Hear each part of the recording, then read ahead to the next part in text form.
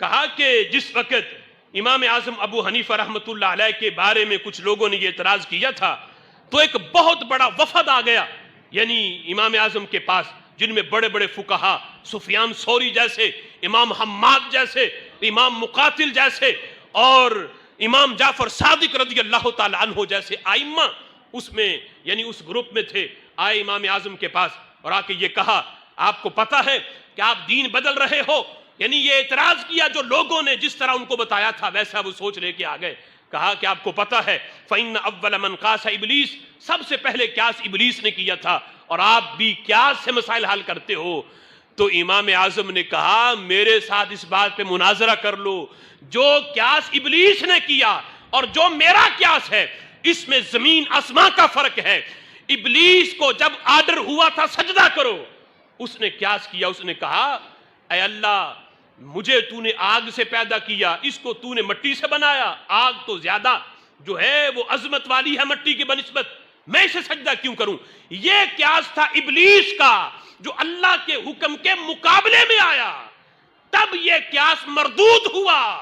امام اعظم کہتے ہیں میرا قیاس وہ ہے، میں سب سے پہلے کتاب اللہ کو دیکھتا ہوں، پھر رسول اللہ کی حدیث دیکھتا ہوں، پھر خلفائے راشدین کے فیصلے دیکھتا ہوں، پھر دیگر صحابہ کے فیصلے دیکھتا ہوں. یہ 4 درجے پہلے ہیں. اگر ان میں مجھے مسئلے کا حل مل جائے قرآن سے، حدیث سے، خلفائے راشدین کے فیصلوں سے، دیگر صحابہ کے اقوال سے، اگر مجھے مسئلے کا حل مل جائے میں اپنے قیاس پہ عمل نہیں کرتا، میں ان 4 نصوص پہ عمل کرتا ہوں. لیکن جب 4 میں مسئلے کا حل نہ ملے پھر میں اپنے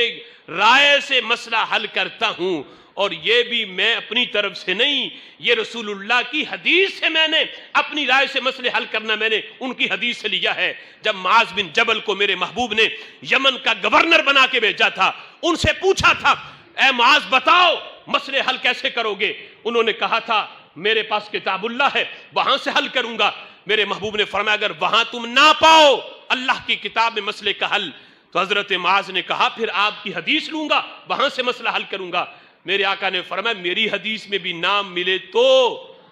حضرت معاذ کے پاس یہ آپشن تو موجود تھا نا کہ کہہ دیتے محبوب خط لکھوں گا،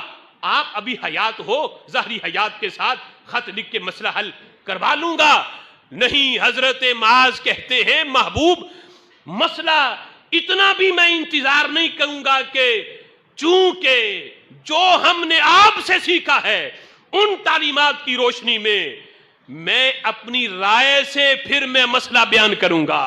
اپنی رائے سے میں اجتہاد کروں گا اور مسئلہ حل کروں گا. میرے نبی نے جھڑکی نہیں دی تو کون ہوتا ہے قرآن اور حدیث اور میرے ابھی دنیا کے اندر ظاہری حیات کے ساتھ موجود ہوتے ہوئے اپنی رائے سے مسئلہ حل کرنا والا. میرے محبوب نے جھڑکی نہیں دی بلکہ اللہ کا شکر ادا کیا کہ اللہ نے میری امت کو یہ شان دی ہے کہ وہ قرآن و سنت کا نور، اگر کسی کو اپنی یعنی قرآن و سنت میں مسئلے کا حل نہ ملتا ہو تو اس کی روشنی میں اپنی رائے سے اجتہاد کر کے قیامت تک کے لیے یہی روشنی میری امت تک پہنچا سکتے. اس بات پہ شکر ادا کر کے میرے محبوب نے بتایا کہ قیاس ایسا نہیں، اگرچہ یہ ہم مانتے ہیں کہ قیاس مثبت حکم نہیں مظہر حکم ہے. قیاس حکم ثابت نہیں ہوتا، حکم تو قرآن و سنت سے ثابت ہوتا ہے. قیاس بس اس مسئلے کو ظاہر کرتا ہے، جس کی میں نے گزشتہ موضوعات کے اندر بھی مثال دے کے یہ بات سمجھائی تھی کہ جس طرح ایک تار جو ہے وہ 10 کمروں سے گزرتی ہوئی 11ویں کمرے میں جائے اور وہاں ہولڈر لگا ہو، بلب لگا ہو تو 11ویں کمرے میں روشنی ہوگی. اب کوئی بندہ سوچے کہ یہ 10 کمروں میں اندھیرا ہے، تار یہاں سے گزر کے 11ویں کمرے کو روشن کر رہی ہے تو کیا یہ 10 کمرے روشن نہیں ہو سکتے؟ تو جب وہ سوچے گا عقل اس کی بتائے گی کہ جس طرح 10ویں 11ویں کمرے میں روشنی ہے وہاں ہولڈر لگا ہے، پھر وہاں بلب لگا ہے. جو ان قوانین کو جانتا ہے بجلی کے وہ جب سوچے گا کہ تار تو وہی ہے جو 11ویں کمرے میں ہے، 10 میں بھی وہی تار گزر رہی ہے، کیوں نہ میں یہاں ہولڈر لگاؤں، بلب لگاؤں. جب وہ قیاس کر کے 11ویں کمرے پہ قیاس کر کے 10 کمروں میں ہولڈر لگائے گا، بلب لگائے گا، تار وہی ہے تو 10 کمرے بھی روشن ہو جائیں گے۔ یہی ہم بتانا چاہتے ہیں کہ حکم قرآن میں آ گیا، حدیث میں آ گیا، لیکن جسے اللہ نے صلاحیت دی ہے، دنیا میں جب کوئی نیا مسئلہ پیش ہوگا وہ کہے گا دیکھو علت تو وہی ہے جو قرآن نے اس مسئلے کی بیان کی، یہ علت تو یہاں بھی پائی جاتی ہے۔ لہٰذا جب علت مشترکہ ہو جائے گی، وہ حکم جو قرآن میں ہے وہ اس مسئلے میں بھی قیاس کر کے بیان کر دے گا۔ اسی کا نام اجتہاد ہے، اسی کا نام قیاس ہے۔ اور سب سے پہلے اللہ نے